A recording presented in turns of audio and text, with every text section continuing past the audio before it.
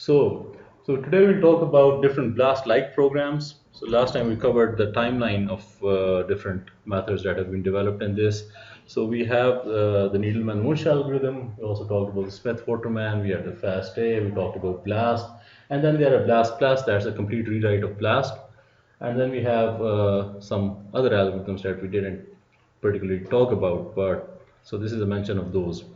So there are other algorithms available that are actually much faster than BLAST, but if you understand BLAST, that should be enough. Because conceptually, the output of all algorithms that you have can be interpreted in the same fashion as the output of BLAST. So every algorithm that is listed over here will output the same thing. It will produce an alignment score, and it will also produce a e-value. Okay, so these are different algorithms, and I'll just let you briefly know about how they're used. There's a program called BLAT. So it literally stands for blast-like alignment. Okay. Then there's another software called MegaBlast, and then there are BWA, SOAP, and Bowtie. So what are these primarily used for are if you're given two RNA or DNA sequences, and both of them are very similar to one another, and you need to align them very fast. For example, Bowtie over here can align billions or millions of short segments to a reference genome. So if you got a genome of say human and you sequence the human, what you would end up is very small segments of the human genome. So the hardware or the machinery used in sequencing is set up like if you give it a big genome, it breaks it down into smaller ones, and then if you have a reference genome, you can align back to it. But there are millions of reads, and you want to do that very fast. So this is what these programs are used for. Okay, there's a faster implementation called GBLAST-N of MegaBlast. So all of them are there. So these are for nucleotide alignments, and for protein sequences you have two other programs. One of them is called HHBlitz, and this is actually much faster than BLAST. And you have Hummer. This is pronounced Hummer. Okay. So this uses a hidden Markov model. Does anyone know about what a hidden Markov model is? You know about it. Markov. We studied that in AI. Yeah, what was it? Random. Okay. So the output at the current state is only a consequence of the previous state and nothing else. Okay, so it uses a very simple model of these sequences, that if there is a t occurring over here, the only reason there is a t over here is based upon the probability of the previous state. So it models it that way, and it's also a heuristic based method. Okay, and it aligns them. There's another program called Diamond. Okay, they are forever. Or this is actually 20,000 times faster than BlastX. So this is a very useful program if you have a large number of sequences. So why I'm telling you all about this is when you use these programs in practice, you'll typically have a very large number of sequences that you want to align to. And in those cases, aligning using a standard BLAST program like the database or the web server we have won't be enough. So you need to install these programs on your local computer and then you can run them. So these programs have some memory requirements, so you need a machine that can handle larger sequences. Okay. So there's another program called Swipe, and the reason I mention this is actually my favorite BLAST program. It actually isn't a BLAST program. Okay, it's a Smith-Waterman alignment. So what's the difference between a Smith-Waterman alignment and BLAST?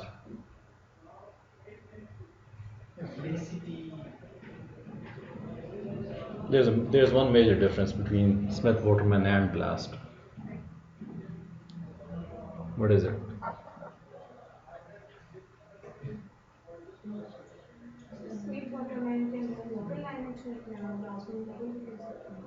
Nah. First of all, clear your concept. BLAST is a local alignment. BLAST is BL. The L stands for local. It's not a global alignment program. Okay. So the only difference between BLAST and Smith-Waterman is that BLAST is a heuristic method, so it can miss significant alignments. Smith-Waterman is a deterministic program. This is actually a deterministic program, but it's actually also twice as fast as BLAST. And the reason they've done, like, they have implemented it in such a way that it utilizes some hardware accelerations available in modern CPUs. So this is based on SSE3, if someone knows what that stands for. Okay, so this is a very useful program. Does Smith Waterman, but does it much faster than BLAST. Okay. Then there are parallel versions of BLAST available online as well. We have got MPI BLAST, that uses a massive passing interface. Then there are GPU versions of BLAST, for example, GPU BLAST and CUDA BLAST P. So all of these programs are available. If you ever need to use them, you should come back to this slide and take a look. Okay? Any questions? Okay. So BLAST demo, you'll be doing it on your own. So what you need to do is to just open this web page or search on Google about BLAST, and this page comes up, and then you need to put your sequence in there. And once you have your sequence in there, you can select what database you want to search. This is actually important. Okay, so there's a concept here. So I pasted my sequence over here. So in selection of databases, different databases have different properties. We discussed them briefly in our earlier lecture, but I think we should discuss it in a little bit more detail. So we have the non-redundant protein sequence database. We have the reference proteins or RefSeq database. There's a UniProt KB. There's a patented protein sequence database. There's a protein data bank. There's a metagenomic environmental non-redundant database, and then we have a transcriptome database. So it's important to understand that to know what each of these database has in it and which one should you use. So imagine you're interested in finding out what does this protein look like in a three-dimensional structure. Okay, so you put your sequence in there, and which database should I be picking? I should be picking protein data bank, because that is a database that has protein structures in it. Okay.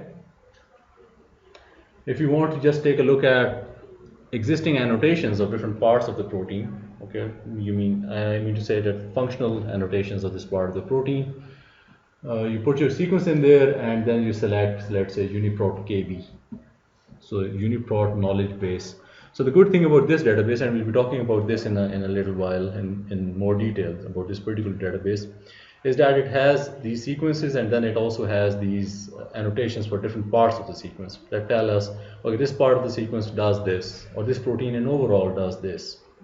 Okay, and if the part of the given query protein aligns to a part of the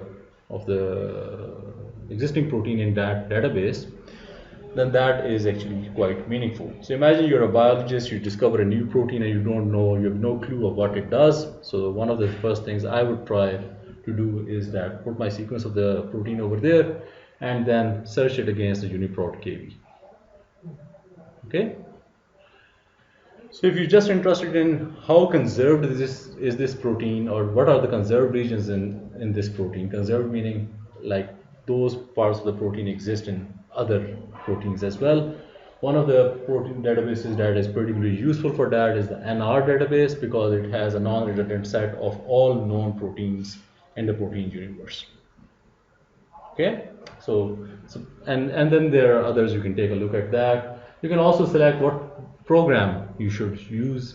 You can, if you're doing BLAST against, if you want to have protein sequences returned to you, given a protein query, you choose protein BLAST or BLAST P.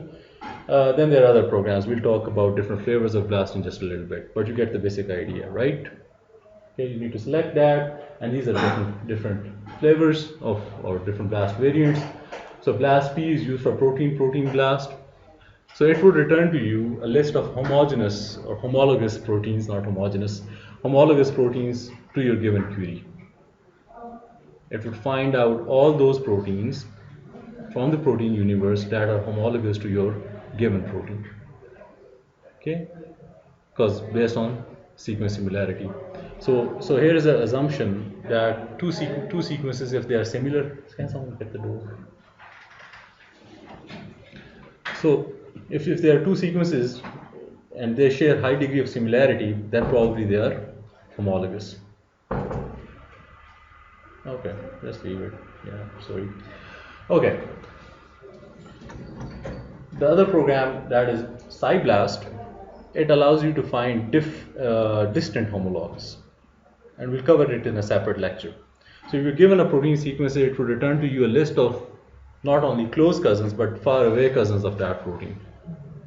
Okay, so it stands for position specific iterated blast. This is a very useful program, especially for people who want to work in machine learning or machine learning based applications in bioinformatics, because it also returns to us we can say a profile that tells us how important each amino acid in the protein is, or how conserved that particular amino acid is. Okay? And that information is very useful as a feature in machine learning methods. Okay, we'll talk about that in detail later. And then there are other versions. Okay, so there is a domain enhanced lookup time accelerated blast. I've never personally used any of these two, so I just use BLAST-P and SciBlast. There's also BLAST-N, of course, that allows you to do a nucleotide blast. Okay. Now these are the different databases. This is a non-written database, so it currently has about 67 million sequences. That is a year ago, so probably it's much larger than that right now. Reference protein. So imagine you give a protein and it searches against all of these proteins and returns the result in minutes. Okay, so it's quite a feat. Then we have reference database. It has a number of proteins that are from model organisms. So it is a smaller set, around 49 million sequences. Then we have non-redundant database. So this is the set of databases, a set of proteins for which we know what they do. So we know the function of these proteins, at least one of them. Okay. So the reference protein is it's you can say that it's a cleaned up version of the NR database. Okay, and that should suffice for now. Okay, but if you want to read more about it, it's available on the details of that are available on the BLAST page. So most of the time people use either the NR database or they use this UniProt KB or PDB. So these, as I was telling you, the non-redundant database is actually the set of proteins for which we know what function they perform. So there are annotations available for these proteins. So there was a biologist, or there was a team of biologists who did an experiment to verify that this particular protein has that function, and after adding an annotation to it, much like what you did when you used Eugene, so they attached an annotation to it, and then they put that annotation into that database as well, together with the sequence. So when a match occurs using BLAST of your query protein with a protein in this database, not only is the protein pulled up, but also its annotation. Then we have about 77,000 or 78,000 proteins in the PDB, or the protein data bank. So this is the set of proteins for which we know the structures. Because structure determination of proteins is very hard to do. Okay, so it takes a lot of money. So starting back in the 1970s up till now, we only have about 75 or 78,000 proteins. And if you compare this number to the non-redundant proteins, you can get an idea of the scale we're talking about. So there are about 67 million proteins which are different from one another. Okay. But out of them, we only know the structure of about 77,000, and this is actually non-redundant, not non-redundant, the 77,000. So the effective number of proteins for which we know the structure is actually much smaller. Okay. So for example, there will be multiple hemoglobins in there. There will be multiple chemogulins in there. Okay, in this database. Okay. Everyone with me so far? Okay. So yeah. So there's a lot we don't know, and you can also take a look at while we're on the subject. So what is the number of proteins for which we know at least one function? It's only around like 0.4 million or 4 million. 4 million, right? 4.6 million. So again, we don't know a lot. And that is where actually a lot of bioinformatics and machine learning methods come in. You design a machine learning method that builds on these known functions, and then if I give a query protein, it should be able to tell me what that protein is doing. Okay? Get it? So these are the training examples for which we know the function of the protein. And then if a biologist discovers a novel protein, we want to find what function it performs using our machine learning method. Okay? So there's a lot of room for machine learning in this. Okay, so imagine you were given this protein, this was your exercise. So this is a protein from the dengue virus, and I wanted you to know what it does.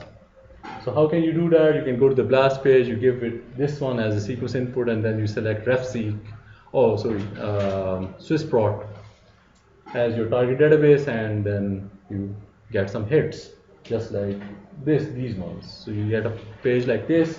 You can take a look at individual proteins and see what functions they do, and then you can build your understanding or a hypothesis about what your given protein actually does. Okay?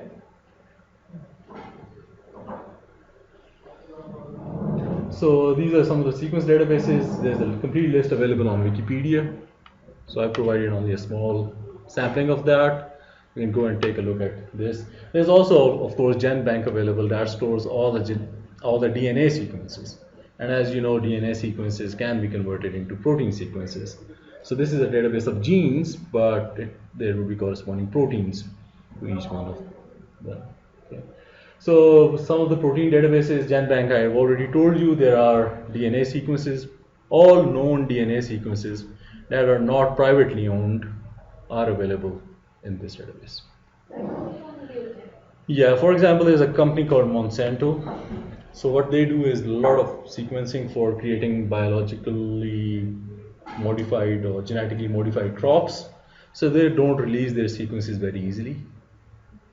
So someone can then use that. So there are some patented ones available that are not a part of these. Okay. So, but all this is public domain. You can use any of the sequences you want. Then there's a database called UniProt. So this database is a protein database. It stores protein sequences. There's a database called SCOP, that stands for Structural Classification of Proteins. And what it does is that it also has information about domains of a protein. What exactly those are, we'll cover that when we come to the topic on proteins. But for now, you can say that it organizes proteins into structural families. That if two proteins are similar in structure, they would be in the same family in this database. Okay, and it's a manual classification. So there is a person or group of persons sitting down who take a look at the proteins, two proteins, and then they add it to the same family based on their knowledge. Okay, so this is manually curated. We also have PFAM database. So this is also a protein family database, much like SCOP. So it also organizes proteins into these structurally similar families. The only difference is that this is an automated one. So it uses computerized algorithms to group proteins into similar families. Okay? So which one would be larger, SCOP or PFAM? PFAM. Oh, cool. Okay, so this is just a graph to show you. I wish I had a pointer or something, but this is a plot of how fast the amount of sequencing has grown. So it starts back in 1996 or something, and as you can see, currently the number of known protein sequences in a UniProt KB database is around 90 million. Okay, so that's a big number. So where do these sequences come from? This is the overall breakdown. Most of the sequences, about 82% of them, are from bacteria. There are eukaryotic organisms constitute about 14% of this database. Then there are viruses that are around, I think, how many? Yeah, I need to make it bigger, but I think it's around 2% or something. Okay, and then there's some archaea. Archaea are like very basic forms or very old life forms. So there are some sequences available of those. Out of these 14% of eukaryotic organisms, this is the breakdown of those. And so there are humans here as well. So out of that 14%, only 1% are human proteins. So 14%, 1% of 14% is 0.014, right? 14 divided by 100. I think it's 0.14. Okay, I need to divide it, multiply by 0.01. So it's a very small number, 0.14. Okay, and then you can multiply it by 90 million to get an idea of how many human proteins are in there. Okay, and this is the plot of the length distribution of number of, oh sorry, this is a histogram of the length of different proteins. On the x-axis is the length or the sequence length of different proteins, and on the y-axis is the number of sequences. What does it tell you?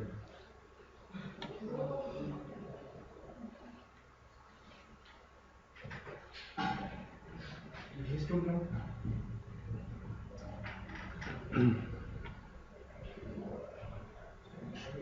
Sequence length or So what is the largest protein you see in there? Sir ये vertical index के क्या है? Okay, let me make it bigger for you.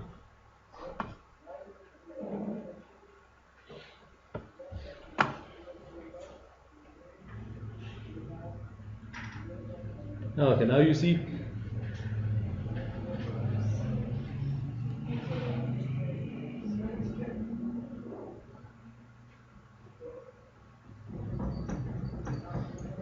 सबसे maximum sequence Yeah, what is the largest sequence in this database? ये 1900 About 1900 amino acids long. So the largest protein, according to this histogram, is about 1900 amino acids long. That's a huge protein. Okay, so what is the average number probably? What's your guess about the average number, average length of the protein? 250 200. Okay, by average I mean the mean length. Okay, you can also use more.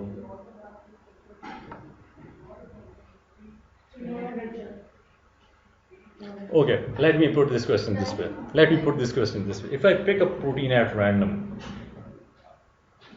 what are the chances of it being, say, or okay, what sequence length would have the most chance of being picked up? इसकी frequency देगा Yeah, which one? ये 200 और 400 के दरमियान So this one, right?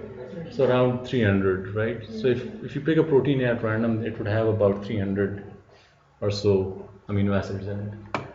Okay? And then there are very short proteins as well, you see, like tyrosine B1, for example. 10 amino acids long or something, and they are functional proteins, so they do something. Actually, tyrosine B1 is an antibiotic. Okay. So it's a pharmacy that the organism carries with itself. Okay. This is another histogram, and it's the histogram of, so they took all the sequences in UniProt and they counted how many times each amino acid occurs in the whole of the database. What does this plot tell you? What? Yeah, so which one is the leucine? Yeah, okay. I don't think it's letter is L though. I think it's a K or something. I don't remember, but whatever it is, it's a leucine. So that is the most commonly occurring amino acid. What's the least commonly occurring amino acid? Cysteines, yes. Okay, that is C actually. And take a look at something else. What do the colors show?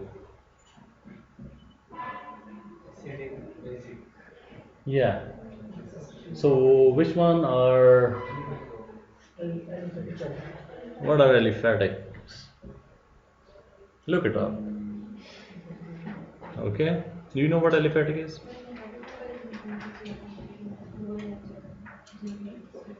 Hmm. Hmm. Okay. So these are amino acids which are partially soluble. So part of them is soluble. And why do these occur the most in comparison to other ones? That was the first question in your exam that you just took. What is the most commonly occurring molecule in the cell? Water. So these water is the solvent and things need to be soluble in it. Okay, and that is actually one of the reasons why these amino acids occur more than other ones.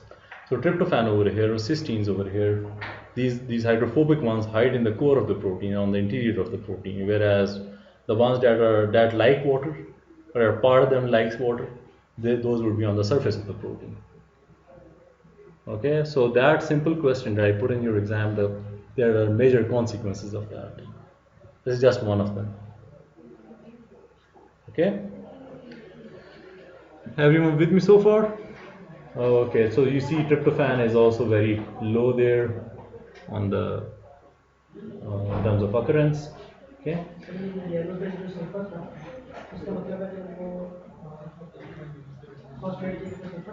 Sorry.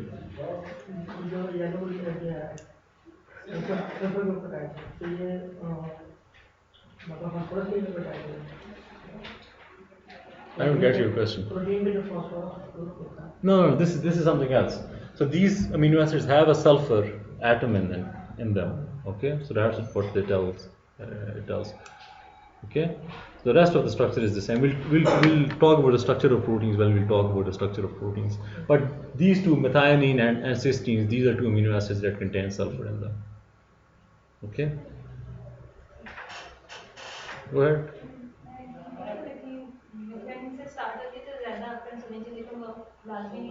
Yeah, so it's just the starting of that. Yeah. So the question was, okay, everything starts with a methionine, every protein. Well, not every protein starts with a methionine. Tyrosine B1 is a protein that doesn't start with a methionine. Okay, but the vast majority of proteins do start with methionine. So why isn't it the largest or the most frequently occurring amino acid? Because starting with something doesn't mean that you would have a lot of it. Okay. So this is the UniProt's mission. The primary mission of UniProt is to support biological research by maintaining a stable, comprehensible, fully classified, richly and accurately annotated protein sequence knowledge base with extensive cross-references and query interfaces freely accessible to the scientific community. And there's a reason I put this whole statement copied from the website of UniProt in these slides. So it says that they are there to support you in your biological research, and it provides a stable, that means everything that is there, ये नहीं होगा कि एक दिन कुछ और अगले दिन कुछ और. If something is added there, it's done after some deliberation. Okay, it's fully classified, so there's a structure to it, to UniProt. We will talk about what the structure is in just a little bit. It's richly and accurately annotated. So their objective is to annotate every protein that they add. Of course, that is not possible right now, but they are aiming towards that. And with extensive cross-referencing. So that means that if there is a protein in UniProt and then there is a protein in PDB, there will be a cross-reference of this protein to the PDB, to the one occurring in PDB. So that allows you to explore structures. If you want to make a database, the UniProt KB is a good place to start, because you will probably need to link to it sooner or later. Okay. So let's say Kanza is working on some proteins and she makes a list of proteins. Now she has to use some IDs of her database so that they get cross-linked with UniProt. And this is one of the most powerful features of all data structures in or databases in bioinformatics. They are cross-referenced. Okay. You can start at the very highest level of organism, like you can start in like pick a human. You can pick a protein in the human. You can go down to a single molecule, to every amino acid, and then you can explore its structure. You can explore its function. So it gives you a lot of detail over here. Okay, and each protein has a uniprot accession number. So that's the key to the database, and we already discussed, like I already showed you in a previous lecture. So there was a protein P12 something, so that was for chemogenin, and you can also find. Okay, Property key based database. no, it's just a number. Okay, as far as I know, it's just a number. So this is the database, this is the paper, ongoing and future developments in the Uniprot resource. So effectively use this resource, you need to read a little bit about it. Okay, and this is again the same plot that we saw earlier. So this is the plot of the 14% eukaryotes, and this is the breakdown. The human is 1%, and so on. So fungi are also eukaryotic organisms. So they constitute a large number of these. Okay. So uniprot structure, the database structure is like this. There are 4 parts. One of them is called the uniprot KB. So this is all for your knowledge. So when you use this database, you know what you're taking a look at. I'm not going to ask you, okay, how many sequences are there in the uniprot KB, or what is the percentage of, say, fungi in there, and so on. Okay, nothing like that. Not at all. Okay. So the structure is that you have uniprot KB, that is uniprot knowledge base. These are expertly curated proteins. So there are annotations associated with each protein in this part of the database that tell you about the function of that protein, and they have been expertly curated, means someone has taken a look at the experiments and added the annotation after that. Okay, so this is the most reliable. Like if you want to find the function of a protein that you don't know about, this is the database you need to pick to align against using BLAST or whatever program you use. Then you have the uniprot archive. This stores all history of all proteins. For example, someone discovered a protein and they called it like whatever. They discovered the sequence of the protein as ATTAC. Okay, but someone coming later found that the previous person had made an error. Okay, and the real sequence of the database is this. So the old one gets pushed into the archive, and that is for cross-referencing, to keep the database stable. So there's always backtracking to previous versions of a particular sequence. Okay. Then there are uniprot reference clusters. This is the part of the database is called uniref. So it's a clustering of proteins. Do you know what clustering is? We covered that in PCR. No? So, for example, this is a good clustering, the way you guys are sitting based on gender. Okay, so similar things together. Okay, okay, so these are clusters that are so closely related proteins are merged into similar clusters, and then you have a metagenomic and environmental sequence database. Okay, so these are bacterial, mostly bacterial. So if you, for example, this particular mouse, this is a computer mouse. Okay, you take a swab and you swab it up, and then you sequence everything you found on it. That would probably go into all the proteins from those bacteria would go into this database. So it's a metagenomic database. Okay, everyone with me so far? So these are the 4 major components. So this is a definition of a brief description of all of them. Uniprot KB is an expertly curated database. The archive stores all the old sequences. Uniref is a database formed by clustering similar sequences, and there's a program that you will end up using if you work in this field sooner or later. It's called CD-HIT. So what it does essentially is that if you give it a number of sequences, it just clusters them similar one together. Okay. So that's the program they use, and then you have a metagenomic environmental database. Sequence similarity basis. Okay. Okay, so Uniprot KB is also called Swissprot, and currently there are about 500,000 sequences in it, and it tells you a lot of information. It tells you about the name, it tells you about the function of the protein, what are its catalytic factors, where does it occur in the cell, what protein interactions does it form, how does it get expressed, that means translation and transcription, what ions or does it bind calcium, does it bind iron, those kind of stuff. And then there's a lot of other information available in this database. So what I would recommend to you is that you go onto this website. We don't have time to do it in the class today, but this is a particular protein in the UniProt KB, and once you click on it, it will show you a lot of information about that protein. So your task is to, not today, not tomorrow, when we get back together on Thursday, is to tell me what you found when you clicked on this link. Okay, what functions did this perform? What ions did it bind? What interaction information was available? Okay, if you work with a biologist, they're just going to ask you, okay, I have this protein, but I don't know its function.